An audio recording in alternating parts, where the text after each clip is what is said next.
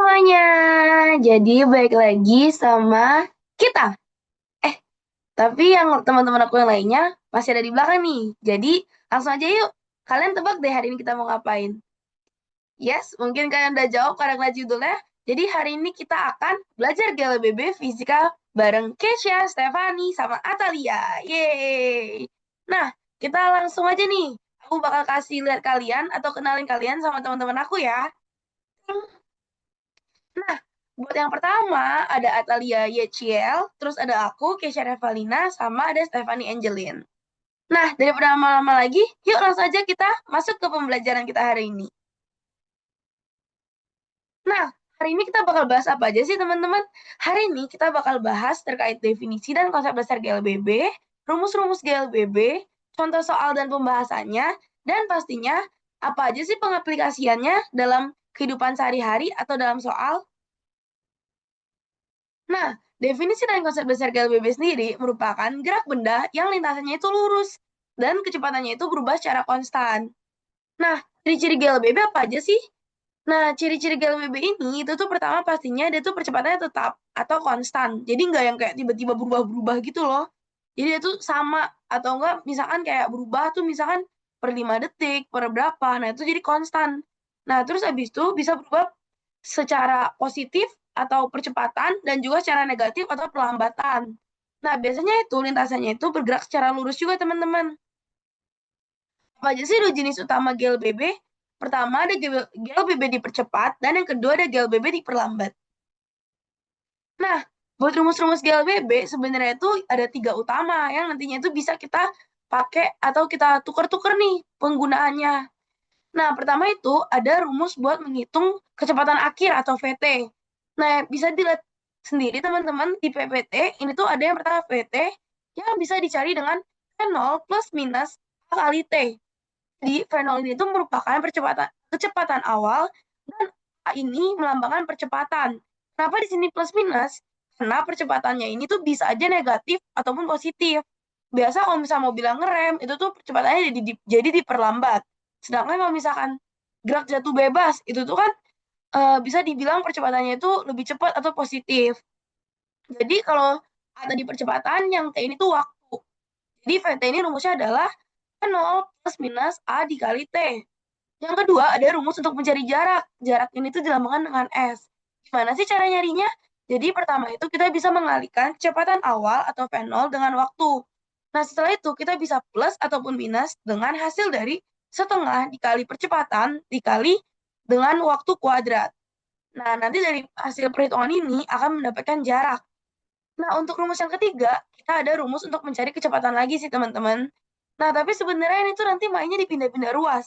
Jadi rumusnya itu ada PT kuadrat sama dengan V0 kuadrat plus minus 2AS. Balik lagi tadi, V0 ini kecepatan awal, plus minus ini karena percepatannya bisa jadi perlambat ataupun dipercepat, dan S ini adalah jarak, teman-teman. Nah, selanjutnya, buat contoh soal ini akan langsung dibahas sama Stefani ya, teman-teman. Terima kasih Kezia atas penjelasannya. Nah, setelah kita mengetahui definisi, konsep dasar, dan rumus-rumus dari GLBB, mari kita praktekkan ke dalam contoh soal berikut. Pause video ini ya untuk mengerjakan.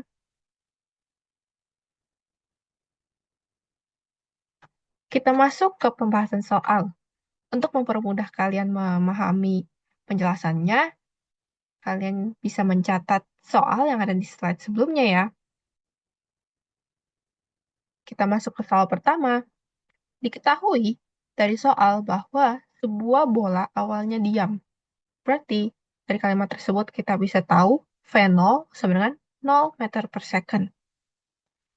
Lalu diketahui juga bola diberi percepatan yang bisa ditulis A sebesar 3 meter per second kuadrat. Lalu yang ditanya yaitu kecepatan akhir ketika waktunya sebesar 6 second. Kalau kita jawab, langsung masuk saja ke dalam rumusnya yang udah kita ketahui sebelumnya. VT sama dengan V0 plus minus A kali T. Karena nilainya positif, maka di sini juga kita masukkan nilai positif, yaitu 0 ditambah 3 kali 6. dan didapat hasilnya adalah 18 meter per second. Jadi, kecepatan bola setelah bergerak selama 6 second adalah 18 meter per second. Kita lanjut ke soal nomor 2 ya. Dari soal diketahui bahwa Pak Budi mengendarai mobil dengan kecepatan konstan 45 meter per second. Kita bisa tulis V0-nya sama dengan 45 meter per second. Lalu, ia mengerem. Artinya, ia melakukan perlambatan sebesar 15 meter per second kuadrat. Karena perlambatan, maka nilai A bernilai negatif. Ditanya jarak yang ditempuh mobil hingga berhenti. Maka kita tahu VT-nya itu kecepatan akhirnya yaitu 0 meter per second karena dia berhenti. Nah, yang ditanya tadi adalah jarak yang ditempuh mobil hingga berhenti, yaitu S. Cara menjawabnya, kita harus cari dulu nih waktu yang diperlukan untuk mobil tersebut berhenti. Dengan rumus VT sama dengan V0 plus minus A kali T. Ingat, karena perlambatan, maka kita harus menggunakan tanda negatif. Di sini 45 dikurang 15 kali T. Kita pindahkan ruas, lalu kita bisa dapatkan T sebenarnya 3 kali 3 second. Nah, ketika kita sudah mendapatkan waktunya 3 second, maka kita bisa dapatkan juga jaraknya. Dengan rumus S sama dengan V0 kali T plus minus setengah kali AT kuadrat. Di sini S-nya kita bisa dapat dengan memasukkan angka-angka yang udah kita ketahui, lalu kita hitung, lalu dapatlah 67,5 meter. Jadi, jarak yang ditempuh oleh mobil tersebut dari waktu pengereman sampai berhenti adalah 67,5 meter. Lanjut ke nomor 3. Diketahui bahwa seorang pelari berlari dengan kecepatan awal 3 meter per second. Di sini kita bisa tulis V0 sebenarnya 3 meter per second. Lalu, ia mengalami percepatan sebesar 2 meter per second kuadrat. Yang ditanya, pelari ketika menempuh jarak 50 meter atau VT ketika S dengan 50 meter. Cara menjawabnya, kita masukkan rumus VT kuadrat sama dengan V0 kuadrat plus 2 kali A kali S. Ini V0 yang diketahui yaitu 3, lalu dikuadratkan menjadi 9, ditambah 2 kali 2, yaitu percepatannya dikali jaraknya 50. Kita dapatkan 209, lalu kita akarkan menjadi 14,46 meter per second. Jadi kecepatan pelari setelah menempuh jarak 50 meter adalah 14,46 meter per second. Nah, kalian jadi lebih paham kan tentang pengaplikasian GLBB ke dalam soal-soal?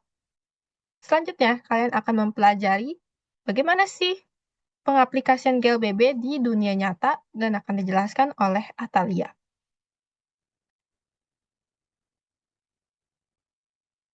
Baik, terima kasih Stefani atas penjelasannya. Selanjutnya kita akan masuk ke pengaplikasian GLBB pada kehidupan sehari-hari. Yang pertama yaitu proses pengereman kendaraan. Saat suatu kendaraan direm, kecepatannya itu akan berkurang secara bertahap. Nah, sehingga akhirnya kendaraan ini berhenti. Hal ini merupakan salah satu contoh GLBB diperlambat. Lalu yang selanjutnya ada gerak jatuh pemain parasut.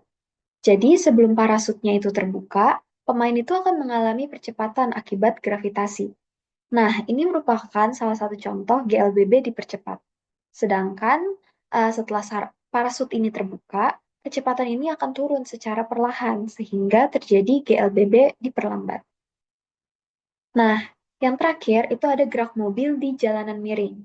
Mobil yang bergerak menuruni jalanan miring akan mengalami percepatan akibat gaya gravitasi, sehingga percepatannya ini bertambah seiring berjalannya waktu. Ini merupakan contoh GLBB dipercepat. Nah, jadi kesimpulannya, GLBB merupakan gerak sepanjang lintasan lurus dengan percepatan tetap, yang berarti kecepatan benda itu berubah secara teratur setiap detiknya. Nah, contoh GLBB itu meliputi pengereman mobil, lalu ada buah yang jatuh dari pohon, dan masih banyak lagi.